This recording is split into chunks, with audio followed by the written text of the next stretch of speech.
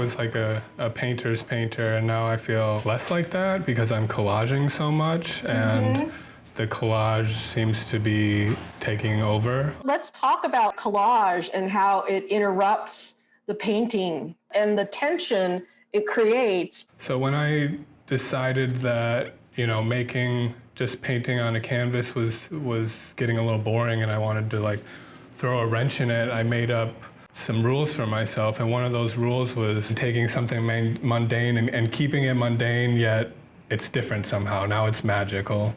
Yep. I'm really interested in like making an illusion and then breaking it. The way that you've collaged all these really deeply unappetizing and very flat images of food that come out of circulars and supermarkets. And with the Dollar Tree painting, I really wanted to have the imagery really in the surface, in the substrate. I've been trying to figure out how to diversify my materials or really figure out the logic of the collage.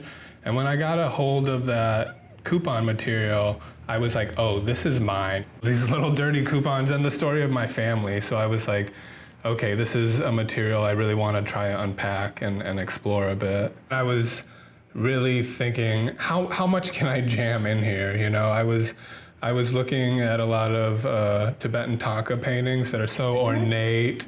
I never try to put the burden on myself to find meaning, but I feel like I'm trying to find significance. Well, and it's there sort of like in East of Eden too, right? I think paintings like East of Eden is sort of like a dividend that comes out of these larger paintings. The coupon then takes on this larger scale, and there's this shift where like this little image is now a house in the background. Floating world is something that you are working on. It's like you've made the painting talk to the collage.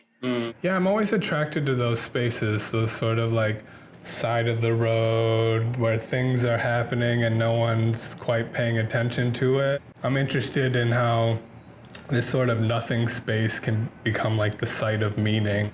And were you thinking about Japanese painting when you were titling it in Floating World? Yeah, I was. It became a working title and then it sort of stuck. Over the pandemic, I was working on paper on small scale.